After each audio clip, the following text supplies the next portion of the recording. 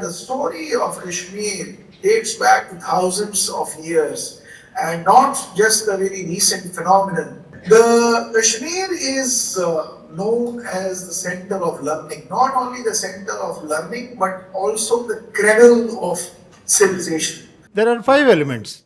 Karana is Shiva, Karya is Srishti, Yoga means both are one. How to make both are one is called Vidhi. And if you do Vidhi, you will get Dukkhanta. That is called Jivan Mukta. The earliest epigraphical reference to the Kanthalur Shala is to be found in the Huzur copper plates of 8th July 866 AD.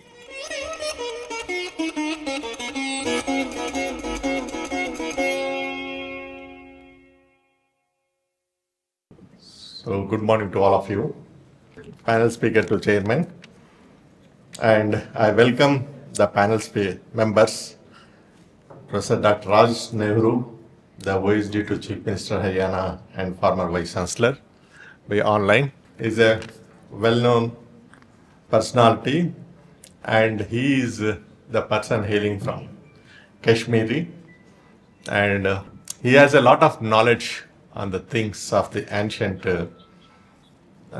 education system, especially in ancient Bharata, and probably we may get the best inputs from him. So we have other panel speakers, Dr. T.P. Shankarmurthy Nair, the Director General Center for Heritage Studies. We are expecting the best inputs from these people, and Professor M.G. Seshibhushan, the writer, historian, Thiruvananthapuram, Kerala. So, from Kashmir to Kerala, it is known the historical significance is there. Today, we have Raj Nehru are there. So, he is going to give the more inputs on that account, and I am expecting from that. And we also have the Madala Taraka Srinivas and Managing Trustee, Dhruv Foundation for Education and Research as a moderator. We expect from all these panelists greater inputs, and on this occasion probably we are going to learn more about the Indian education system in the ancient Bharat. So how it is going to help for a way forward for Viksit Bharat 2047 as envisaged by this particular theme of the conference. So thank you, and I welcome Raj Nehru ji to speak on this. Thank you, sir. Thank you, Lakshman ji, and thank you, Professor Ravindra ji, for giving me this opportunity this morning. It's my privilege and honor and blessing of Ma Sharda that I get an opportunity to speak about this subject of Kashmir, especially I was told about the Sharda Pradesh I have to talk about. So for the benefit of all the audience there, let me share with you that the history of Sharda Pradesh, if we go by the Nilmat Puran, the oldest doctrine available in Kashmir, which was written somewhere in 3rd, 4th century, this Nilmat Puran talks about the existence of Kashmir even before Lord Krishna's existence in Mahabharata era. And Nilmat Puran starts with the question of Raja Janmejaya asking Maharishi Vaishampayan that why did not the king of Kashmir participate in the battle of Mahabharata? For the understanding of many of you that during the Mahabharata war, many kings participated in the war either in the side of Pandavas or in the side of Kauravas. But Kashmir's king did not participate in that war, and that is the question Raja Janmejaya asks Maharishi Vaishampayan, and that question is the start of the Nilmat Puran. So the story is big, but I will concise the story that Raja Janmejaya's question was answered by Vaishampayan by saying that, many years back, when Kashmir was ruled by Raja Gunanda, he was a friend of Jarasandha, who was defeated by Krishna. he went to support Jarasandha when Jarasandha wanted to attack Mathura. And Raja Gonanda was a very powerful king and friend of Jarasandha. He went with his army to support Jarasandha, and in his pursuit of that, he was killed in the battle by Krishna. And in his absence, after his death, his brother Damodara became the king of Kashmir. But after some time, when Krishna and Balrama were traveling to Afghanistan, that in earlier days was called Kandahar, the Gandhar Pradesh. They were traveling there for something, some function. Damodara came to know about that, and Damodara wanted to take the revenge of his brother, and he went out and wanted to have a fight with Krishna and Balram, as per the Nilmad Puran.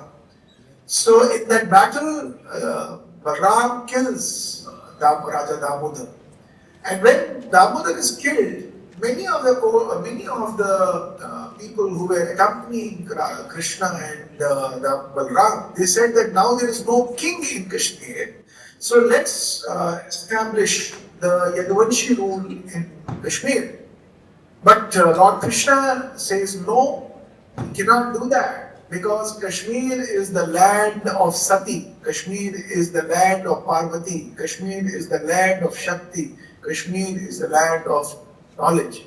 So Krishna and Balram, they go to Srinagar, and in Srinagar there is the widow of Damodar. Her name is Queen Yashomati. Queen Yashomati is coronated as the first regent queen of Kashmir by Lord Krishna, and while she is coronated there, and Krishna and Balrama leaves back for Mathura, she was carrying a child in her womb. She delivers the baby, and after some years, after she delivers the baby, in Mahabharata there was a rule. That no king who is less than 13 years will be forced to participate in Mahabharata, and because the regent king at that time was very small in age, so Queen Yashomati decides not to participate in the Mahabharata war, as per Nilmad Puran. Now, why I gave you this story is that the story of Kashmir dates back to thousands of years, and not just a very recent phenomenon. And the Kashmir is known as the center of learning, not only the center of learning, but also the cradle of civilization.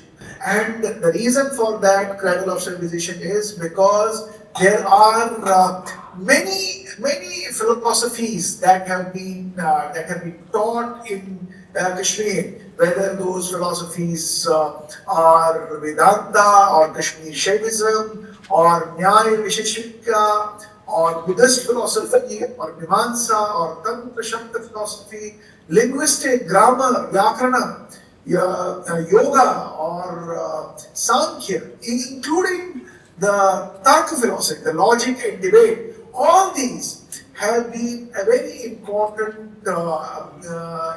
features of the philosophical learnings in Kashmir, and that is why Kashmir has been called the center of learning. And not only people from the larger India visited Kashmir, people from the Central Asia and other countries also visited Kashmir for the purpose of higher learning. And that is where Kashmir became the center of learning, the Sharda Peeth. It's also considered as the tripartite of Shakti. The one is the goddess of knowledge, one is the goddess of learning, and one is the goddess of speech. That's called Sharda, Saraswati, and Vagdevi. So these three deities, these three powers make the Shakti, and Kashmir is seen as the seat of Shakti, and these three represent the Sharda Pradesh. And also in our Puranas, we have been told about what we know, right hand of when the Sati body was cut into pieces and it was taken by Lord Shiva, and they fell across the whole country and different places, culminating into Shakti Peethas. Kashmir Sharda place is also seen when the right hand of the Sati has also fallen, and that is why this place is also called the Shakti Peetha, among the 51 Shakti Peethas in Kashmir. So in Kashmir, you may hear about Kheer Bhavani, you may hear about Vaishno Devi, but the Shakti Peetha among them is this Shakti Sharda Pradesh, Sharda Temple, Sharda institution, where this right hand of the Shakti has also been considered as fallen and then converted into the Shakti Peetha. Kashmir has, by many scholars mentioned, like Al-Biruni and many other scholars have mentioned in their travelogues that when they traveled to India, they found among the most important temples where people would flock every year, besides the Multan Sun Temple and Sthaneshwar Mahadev Temple and Somnath Temple, Al-Biruni mentions that Sharda Temple was considered as the most important temple in Kashmir. And we have all heard Adi Guru Shankaracharya traveling to Kashmir after moving to many parts of India, and he has been given the title of Shankara Digvijaya, and the Kashmiri Pandits honored him with the title of Sharda Peetha. That's the highest award given to a knowledgeable individual when that person visited the famous Sharda temple. And as I was hearing Dr. talking about the northern gate, in fact, it was the Adi Guru Shankaracharya who was allowed to go through the southern gate because no one had approached from that gate, Sharda temple, and it was because of his knowledge and the tarkas that he gave there that he was allowed to go through the southern gate of the temple during that time, and that was in honor of someone who was the most learned person considered by the society of Sharda Pradesh at that time.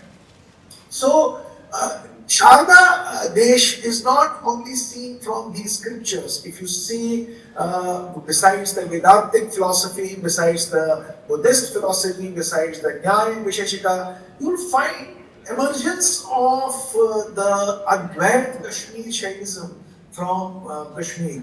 Sharda Peeth is known the preeminent center of Kashmir Shaivism, and a school of non-dualistic tantric philosophy, where Paramashiva is considered equivalent to the Brahman, where we say the Brahman is the creator of this entire universe. In Kashmir Shaivism, Paramashiva is considered as the creator of this entire universe. And Paramashiva, in the literal sense, also means the Prakash and Vimarsha.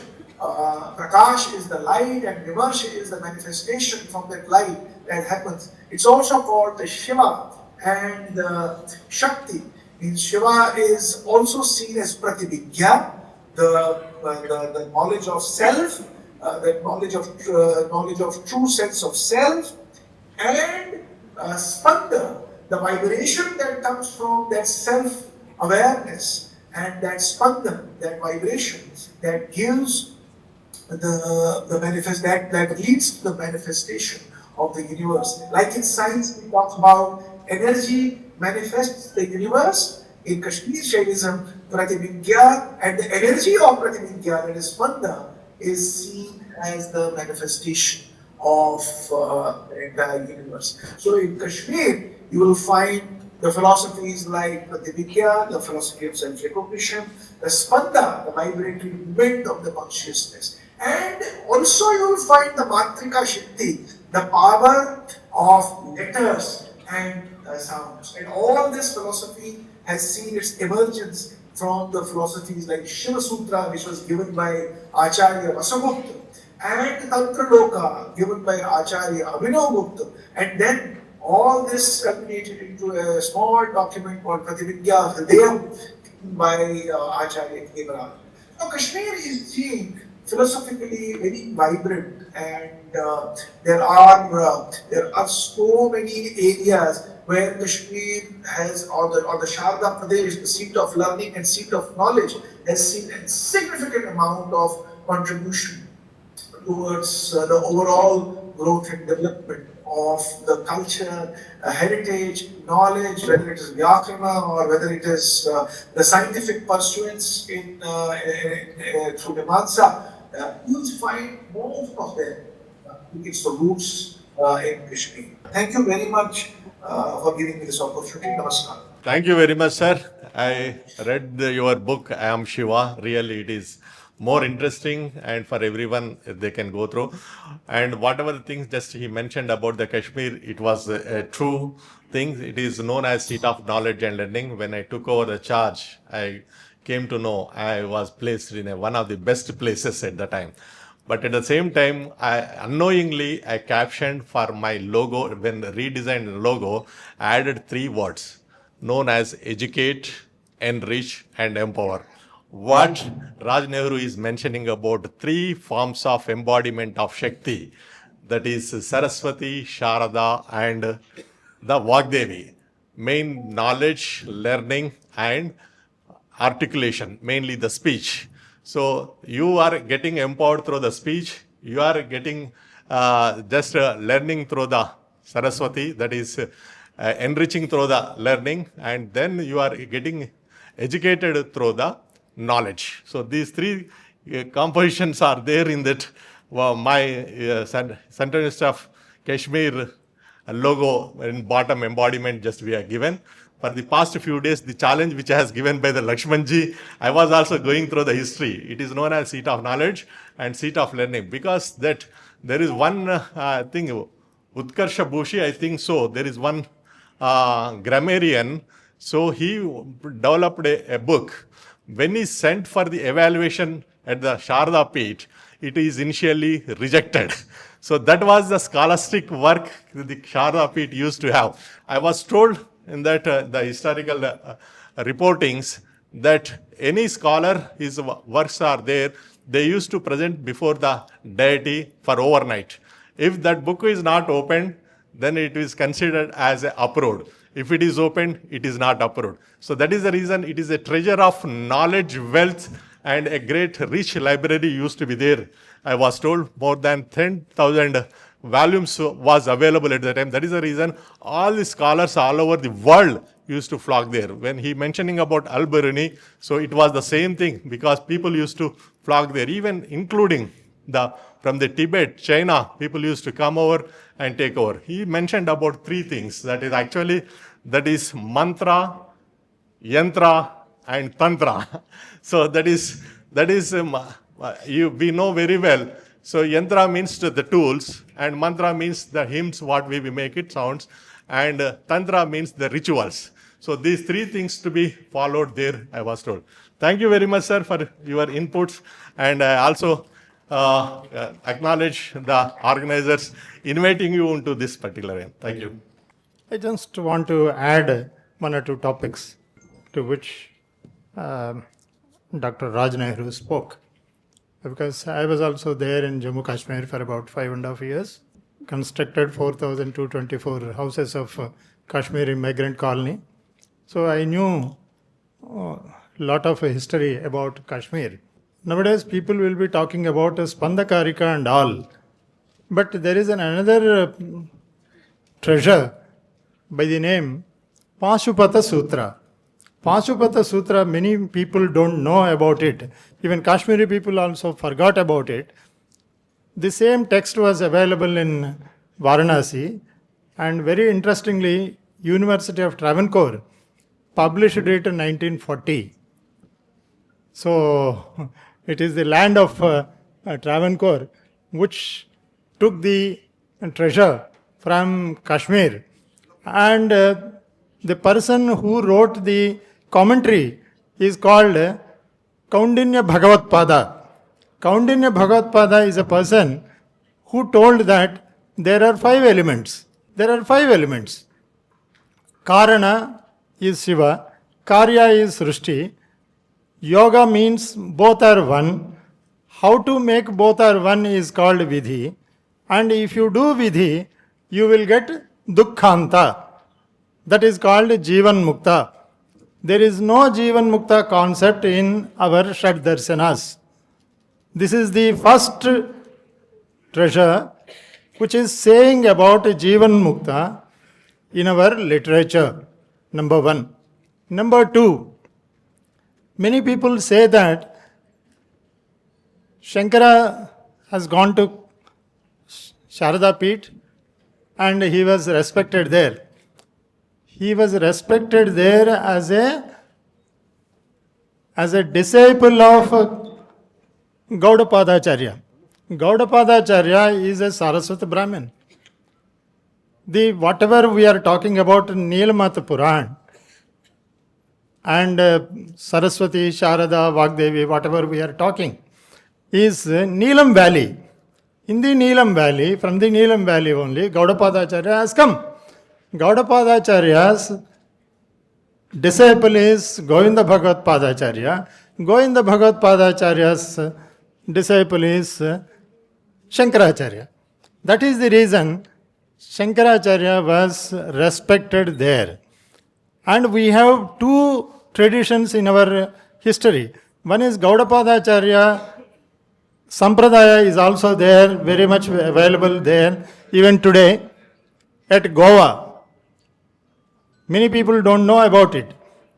And he is the Paramaguru of Shankaracharya. This is number one, which I want to add.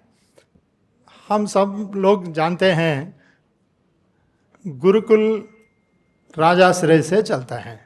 हम टिप्पणी दे देंगे कि राजा से आश्रय लेता है गुरुकुल, राजा से पैसा लेता है, राजा से धन दौलत सारा कुछ लेता है. ये आजकल की ज़माना में हम ये टिप्पणी दे रहे हैं. हमारा चरित्र से ये नहीं होता है, ये सिद्ध नहीं होता है. और राजा को आश्रय देने वाला राजाश्रय, गुरुकुल राजा को आश्रय देते थे.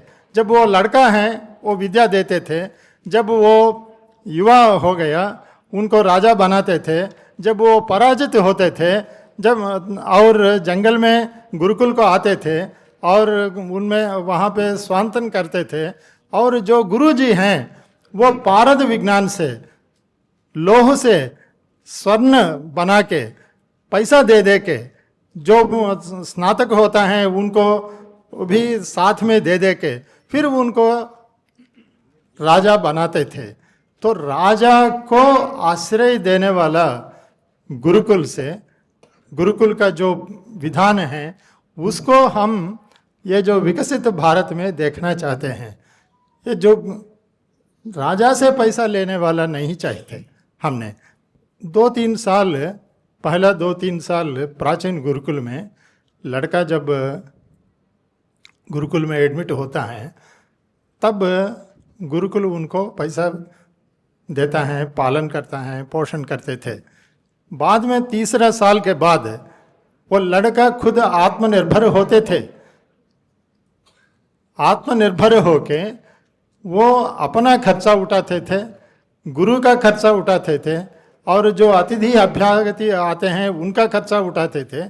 और जब वो स्नातक होता है तब गुरुदक्षिणा देने के लिए भी पैसा वो जमा करते थे. और जब वो बाहर जाएगा वो मूलधन के लिए भी वो कमाते थे. Whatever we are talking about earning by learning we use to do in our world Gurukul system, which we need to again imbibe in the future so that there will be a Vikasit Bharat by 2047. Thank you. Now I invite Dr. T.P. Shankarakutti Nair, DG, Center for Heritage Studies, Thiruvananthapuram, Kerala, to deliver his lecture.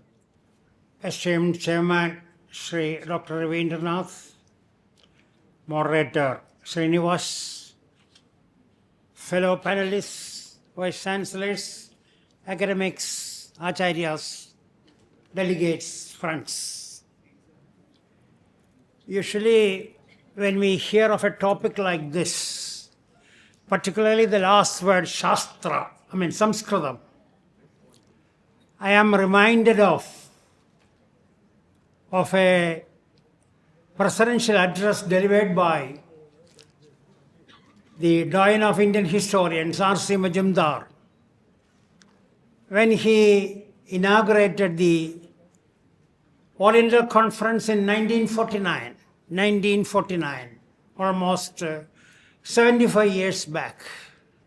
In that particular address to the Oriental Conference held in Kashmir, Majumdar called upon the government of India to make Sanskrit the medium of instruction in India.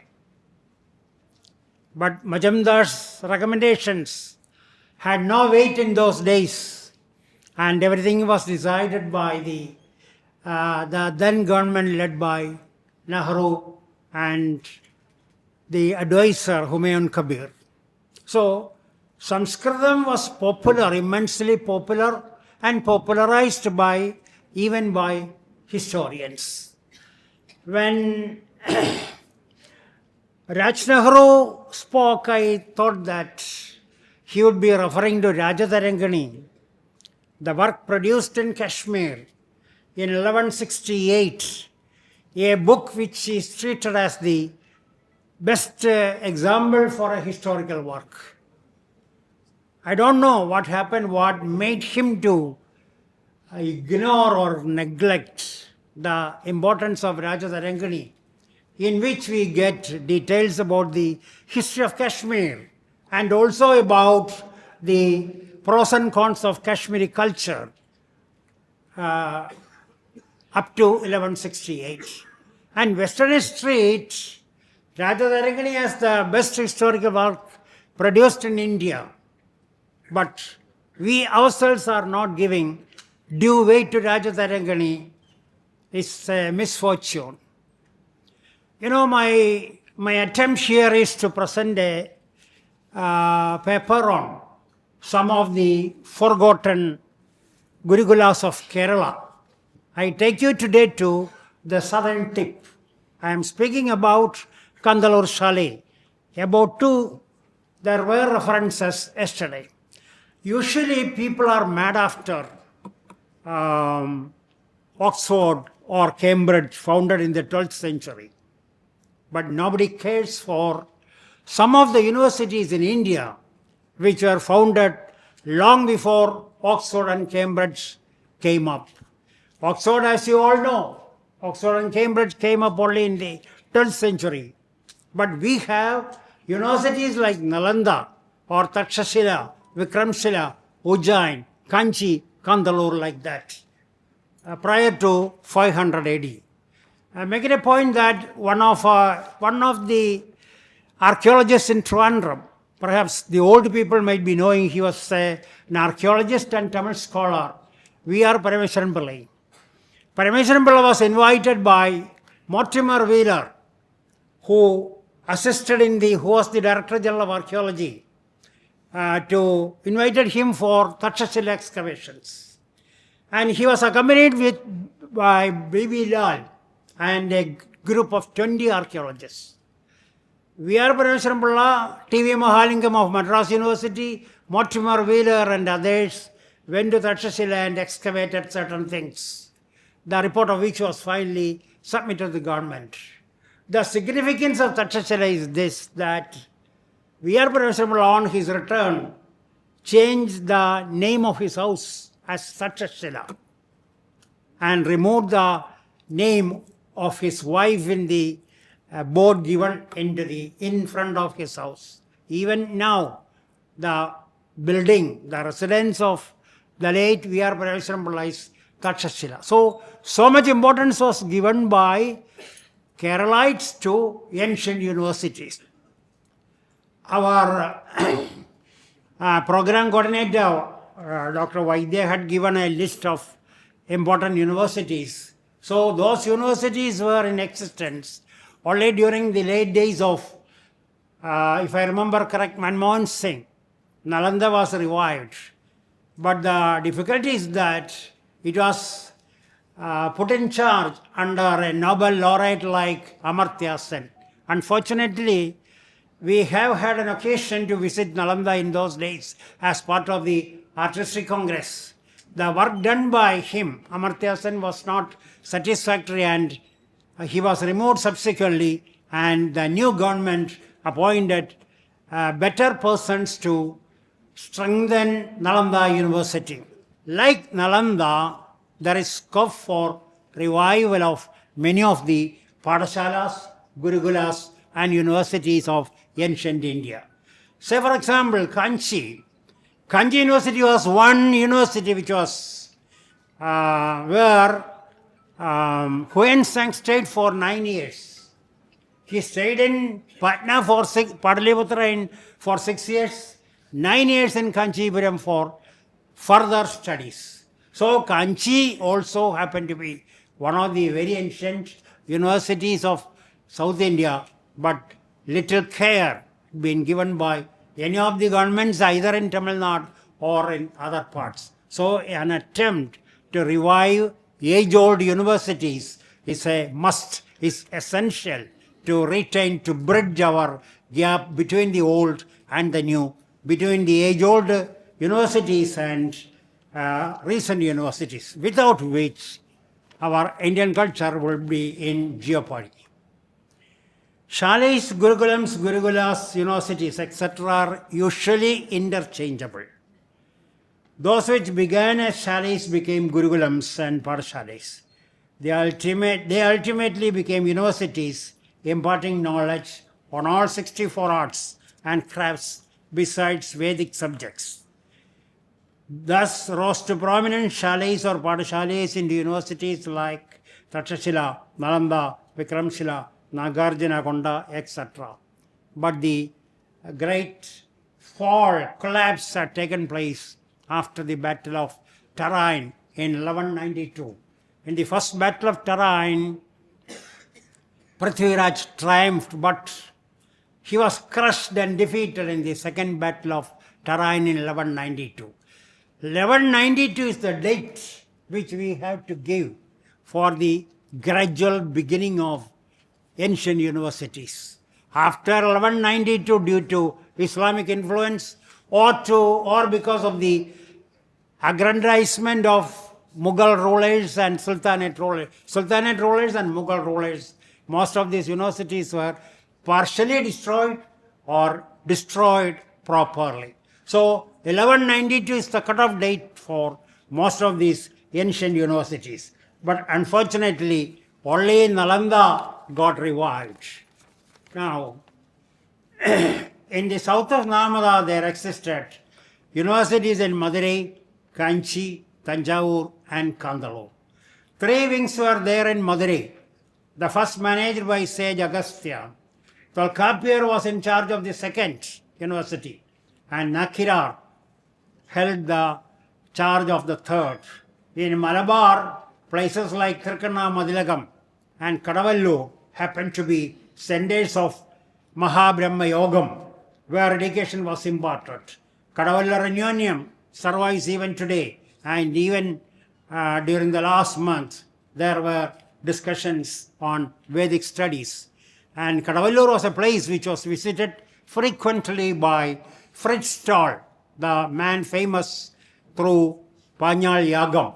So Fritz Stahl wrote about Kadavallur Anyonyam and its significance in his book Agni. So in Agni we find a specific chapter on Kadavallur Anyonyam, not written by Keralite people, South Indian people, by Fritz Stahl, a world famous archaeologist come Indologist.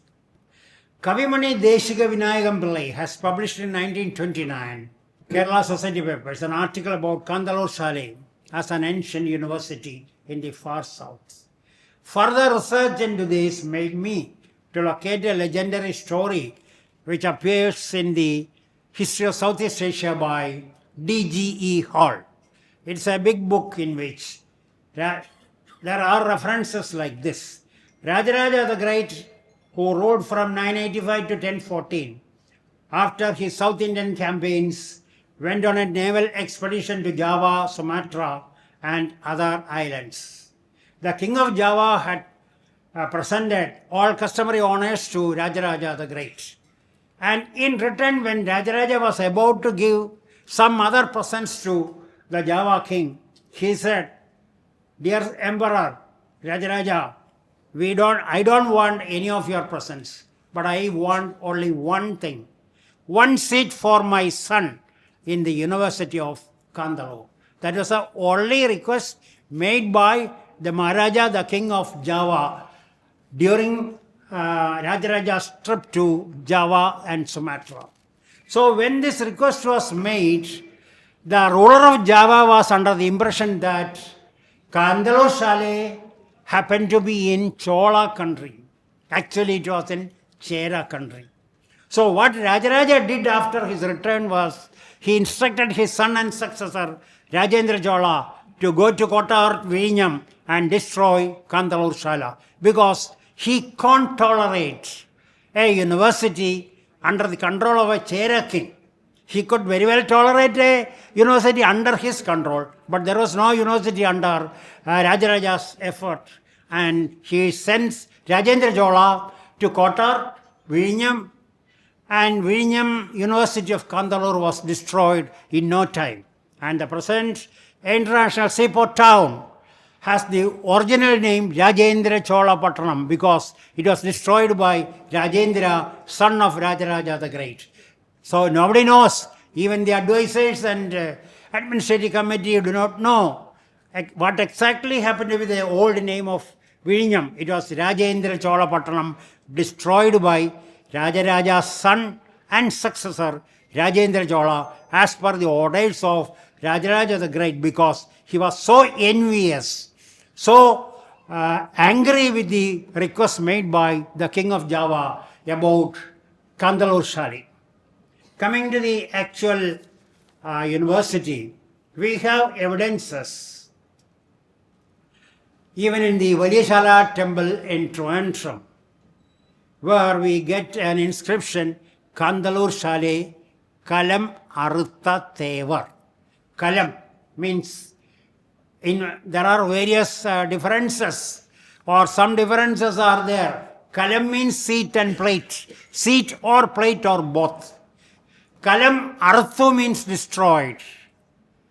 Kalam Artha Aruli. Aruli means ordered. Rajendra Chola ordered for the destruction of Kanthalur Shala, Kanthalur Kalam, Kanthalur plate, Kanthalur seat. Because whenever a student was admitted, it was a residential university and a plate was given, and this plate was destroyed, this seat was destroyed as per the order. The original university was in Vinyam, but due to Chola invasions, the university had been shifted to Kuvalayamala, where we see the present Mahadeva temple and Vishnu temple very near to the heart of the city, and Vinyam became a university, a place where martial arts were given upper hand. So we have many references about this Kanthalur Shala Kalam Arutha in many of the inscriptions, and inscriptions published here and there. It seems that the university and dining hall at Kanthalur were originally founded by Sri Vallabha Karinandarakan, an eye king who ruled around 850 AD. So, taking you to the period of the existence of the university, it was eye king Karunandarakan, Vallabha Sri Vallabha Karinandarakan, who around 850 AD set up this university. And the evidence is that when the same ruler set up another university, Parthivashekharam Shalai, nearby, the government, the order of the ruler was, rules of Kanthalur Shala would be applicable to Parthivashekharam also. So, the rules and regulations, the memorandum of association for both Kanthalur Shala and Parthivashekharam Shala would be the same. That means, in other words, Kanthalur Shala was anterior to Parthivashekharam Shala, which was set up by the same ruler Vallabha Karunandarakan in and around 850 AD. 19 disciplines were taught and each department had only 5 students. That means 19 into 5. 95 seats were there in this University of Kanthalur. Don't think that like my university college, there are 3,000 students. Only 95 students were admitted in those days. It was a residential university, a Vedic college where Vedic subjects were taught. We have evidences passing references about this also in the Sanskrit work Kuvalayamala, in which these 19 subjects are described at length. During 811-24, 4 shalais were prominent under the Kulashekaras of Mahodevaram. They were Kanthalur, Tiruvalla, Parthiyashekaram, Murikulam. These shalais survived only the pre-Portuguese period. And most of these chalets were temples as well as universities. Kanthalur Shala was a Vedic college where Brahmins secured higher education in the A to Z of life. The most acceptable conclusion is its existence in Vidinya, where international harbour is now emerging. And efforts were made by UNESCO for the revival of Nalanda. Similarly, we have to find out an agency to revive the ancient University of Kanthalur. There are 1 or 2 associations working locally to revive Kanthalur, but their efforts bore no good fruit except organizing 1 or 2 seminars. Acharya, the subjects taught are like this: Vyakarana, Darshanam, Mimamsa, Varnam, Vigaram, Agamam, etc. Like that, there's a list in Kuvalayamala. So it was based on this that we see that 95 students were there, and the period 850 to around 1192 might be the approximate existence of this university. Rajendra's order, destruction might have been the reason for the end of this university. So the effort should be made, and ABRSM or any other agency could take the initiative like we took the initiative in Nalanda to revive this ancient university of Kerala. That's a central theme of my paper. Thank you, sir. T.P. Shankaran Kutti Nair detailedly spoke about the Kanthalur Shala. Only one suggestion I can give, that there is a Central Sanskrit University in Delhi. Please approach them. They will give some kind of an affiliation. It can be a startup for the activity there at the Kanthalur Shala. This is my humble suggestion. This is number 1. Professor M.G. Seshibhushan, a writer, historian, Thiruvananthapuram, Kerala. I request him to deliver his lecture. Chairman, respected scholars, my paper is also about Kanthalur Shala. The title of the paper is A Short History of Kanthalur Shala based on Kuvalayamala. Both Kuvalayamala and Kuvalayamala Katha Sankshepa of 8th and 12th centuries AD narrates the activities of Sarvachattanam Matham of Vijayapuri. Many scholars strongly argued that the above said Matham is in Kanthalur and Vijayapuri is in Thiruvananthapuram. Kanthalur Shala is mainly mentioned in Thiruvalishwaram, Kanyakumari, Suchindram and Tiruchengatangudi and Parthivapuram inscriptions. If the fame of Kanthalur can be accepted, Thiruvananthapuram was the seat of the earliest South Indian university. According to Kuvalayamala of Udyana Suri, Kuvalay Chandran, the hero of the poem, went to Vijayapuri During his search for the princess Kuvalayamala, the prince finally reached Vijayapuri after crossing Sahyadri and traveling through forests, hills, and valleys.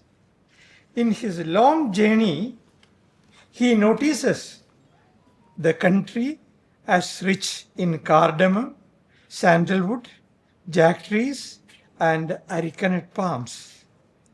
Before reaching Vijayapuri, the prince stayed for a few days in the house of certain Pallipadi, accepting his hospitality. Since the prince was eager to reach Vijayapuri, he was compelled to leave his host as soon as possible. Vijayapuri is located in the seashore and on the northern bank of river Magarakara. The prince saw a large building while crossing the river. It was an educational institution for chattas. He saw there various chattas from Lada Desha to Saindava Desha. According to K. Maheshwaran Nair, former director of Kerala State Archaeology Department and a Sanskritist, the Pallipadi of the Kuvalayamala must have been a chieftain who flourished at a short distance east of river Magarakara. Dr. K. Maheshwaran Nair arrived at this conclusion with the help of Kuvalayamala Katha of Ratnaprabhasuri. Ratnaprabhasuri of 12th century AD states the seat of Pallipadi was in a peak of hillock in the Sahya ranges. Maheshwaran Nair identifies Pallipadi with Pallichal Pilla, whose family stayed in the foothills of Mukunimala. As per Udyodhana, the author of Kuvalayamala, Prince Kuvalayachandran, left Pallipadi's abode before reaching river Magarakara. Incidentally, the Sthala Purana of Sri Padmanabha Swami temple has no doubt about the location of Tiruvallam. Tiruvallam is mentioned in it as the northern boundary of Thiruvananthapuram. The statement Kanthalur Shala Kalamarutha Aruli occurs in the inscriptions of Chola kings like Rajaraja I, Rajendra I, Rajaditya I, and Kulutunga and Vikrama Chola. In certain inscriptions, the expression would be Cheralan Vele Kiru Kanthalur Cheralan Chale. It seems that the Chola rulers believed that the conquest of Kanthalur Shala was a great feat for a mighty ruler. It was T.A. Gopinatha Rao who edited and compiled the early volumes of Travancore Archaeological series, who identified Thiruvananthapuram as Kanthalur. Kavimani Deshika Vinayagam Pillai, the great Tamil scholar, accepted the views of T.A. Gopinatha Rao with more evidences. T.K. Joseph, the editor of Kerala Society papers, supported these views vehemently. However, the Udyodhana's Champu was written in March 21st, 779 AD. Both Kuvalayamala and Kuvalayamala Katha Samkshepa has no doubt about the nature of Kanthalur Shala. It was a university where all branches of knowledge were taught. Udyodhana listed 56 branches of learning, which include painting, dance, music, Jyotisha, and yoga. The Aruppa of Kalam was about the new settlement by the king. They also considered Kalamaruppa as a heroic deed. K. Maheshwaran Nair argues that the Chola kings were against the subject Lokayita, which was included in Kanthalur Shala. He also identified King Vijaya or Vijaya Sena of Vijayapuri as Chadayan of Gurukumala inscription. He also states Puthankotta Palace was the original seat of ancient Kanthalur Shala. Unfortunately, in and around Puthankotta Palace or the nearby Valiyashala Kanthalur Shiva temple, one cannot see any relics of the mighty Kanthalur Shala. Valiyashala, Aryashala, Chinnashala, Shala and Puthankotta are the places which reminds us of the old Kanthalur Shala. We expect and we pray for a thorough archaeological excavations of these places. The archaeological history of an ancient site or a place can impart a rejuvenating influence on people who stand for sustainable development. Thank you. Thank you, Doctor. Thank you, Professor M.J. Seshibhushan ji. He also spoke about Kanthalur Shala in detail. Now I request Professor Raveendranath, BC, Central University, Kashmir, for his concluding remarks. First of all, I thank you all the three panel speakers who gave some inputs, and as per the organizers' view, there are the 14 Gurukulas they enlisted in their brochure. In that we are able to speak only 2-3 Gurukulas, and some of them passing remarks we have made it. Actually, how this has been translated into the universities one has to understand, because in the ancient India there are 3 stages of the education used to be there. So until adulthood, one has to undergo the Gurukula, totally a residential education system. And second one is known as academies. They are known as parishads. So that the higher level of education comes through the parishad, academies. So after that, it is known as sammelans. It is sammelans, mainly intellectual discourses, the conferences which today we are doing. So this will emanate into new knowledge creation. So that used to happen in the olden days. And when Buddhism has emerged, they made it is into viharas. So those viharas have been translated into Nalanda, Takshila, all those universities which we speak it about. So that actually this why Sharda University made as one of the ancient, because of the being a Shakti Peetha and the embodiment of 3 forms of goddesses, and in that it is only the scholarly works used to be reposited at the temple, and then that became the center of a confluence of all scholastic activities, mainly the spiritual as well as scholastic pursuits to be carried out. And other universities which we are mentioning about, it is not only to the language culture, and because there are 9 philosophies which used to be taught in Sharda University, as mentioned by the Raj Nehru ji. So then the same 9 philosophies we can now distinguish it, because now in the NEP 2020 also we are speaking about Indian knowledge system.